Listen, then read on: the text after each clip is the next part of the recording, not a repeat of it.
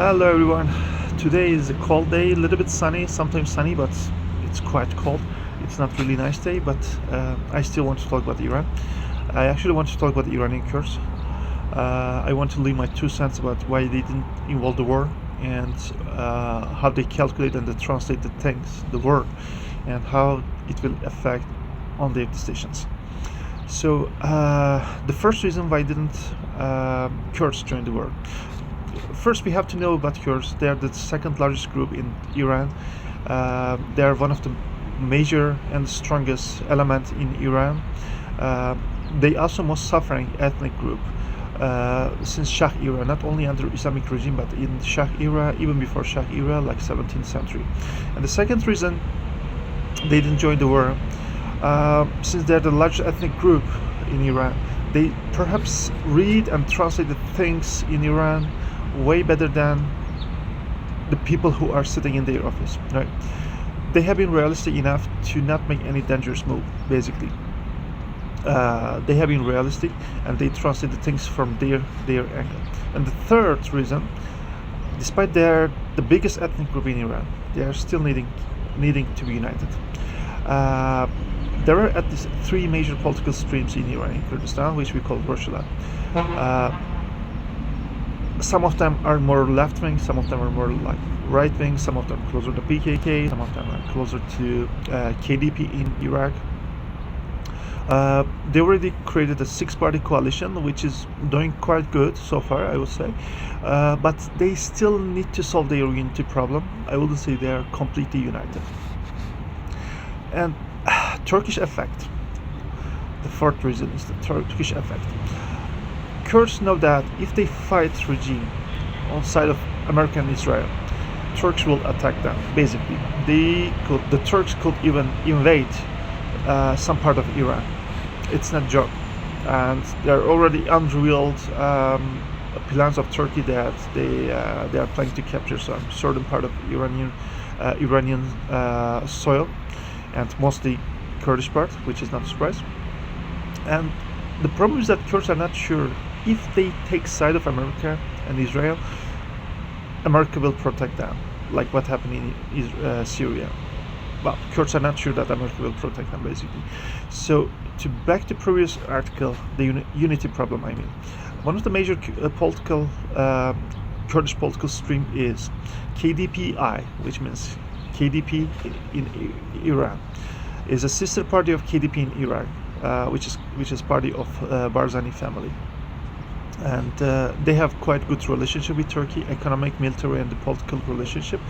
I will say they are very close to Turkey, one of the closest Kurdish elements to Turkey. And Turkey has a couple of times actually praised that stance of KDPI for they didn't make a decision to take side of Iran to attack Iranian regime. I mean, Turks seems very happy that Iranian Kurds didn't involve the war actually, and they mostly praise the KDPI, which is a sister party of KDP in Iraq, the closest ally of Turkey. And another stream is called PJAK, which is a political branch of PKK, which is one of the evergreen enemy of Turkey, but currently in a peace process with Turkey. A peace process that started since more than 1 year ago, but I will say it's not really doing good, not really advanced. But still, PJAK and PKK and the Kurdish element who are affiliated to PKK are giving value to this peace process. They don't want this peace process to be collapsed. So that's another reason, even though not the main reason, but one of the reasons I will say PJAK didn't involve the war. And of course, Syrian effect. The fifth one is the Syrian effect, the first reason. Like I said, Kurds are not sure if they will be protected by the USA if they join the war. After what happened in Syria, it's not secret that Kurds have a mistrust problem with America. And it's not a secret either that Tom Barak's trade, it's a trade, not diplomacy, I wouldn't call it diplomacy, it's a trade in Syria, because the USA an ally in Iran, like one of the most useful and the most democratic, most secular, and most powerful ally in Iran. I don't know what Americans are thinking about losing Kurds. I would say they lost Kurds completely, but yeah, I mean, the relationship between Kurds and America harmed, especially in a period that America is needing more ally. They have problems with European ally. They have problem with Middle Eastern allies.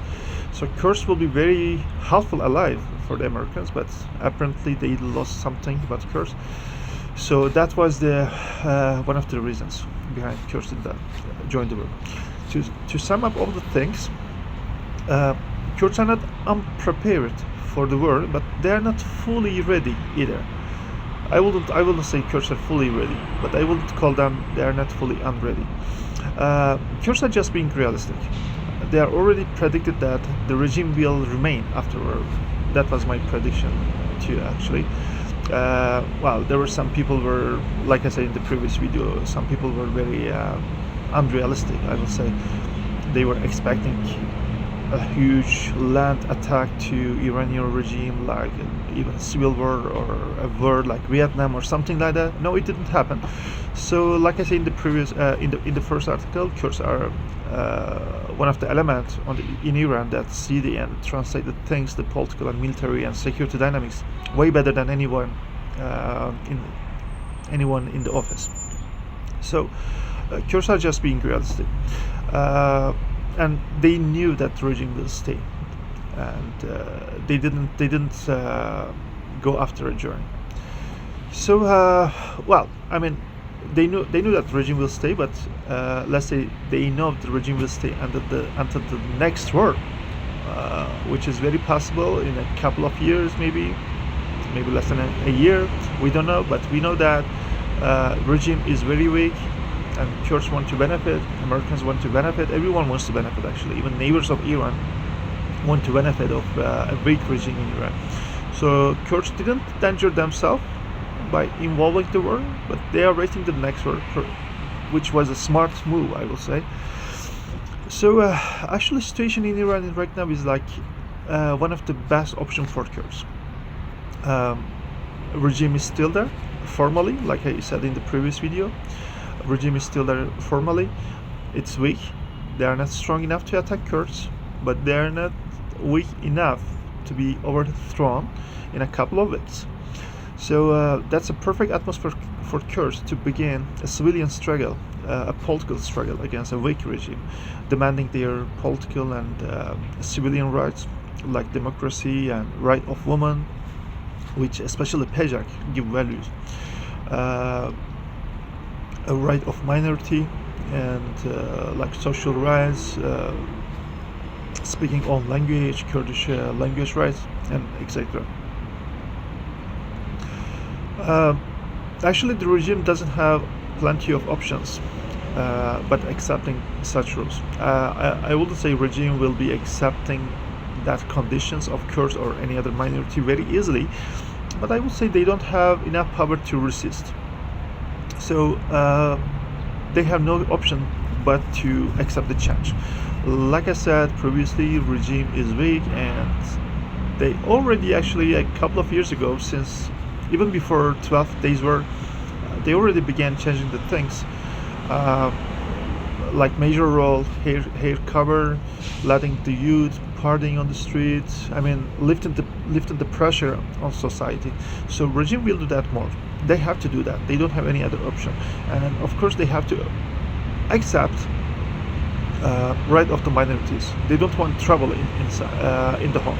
That's basically what they want to do. They don't want problem in the home because they know they are weak, and I don't know if they are dreaming to be strong enough again, like previous years, like in the past.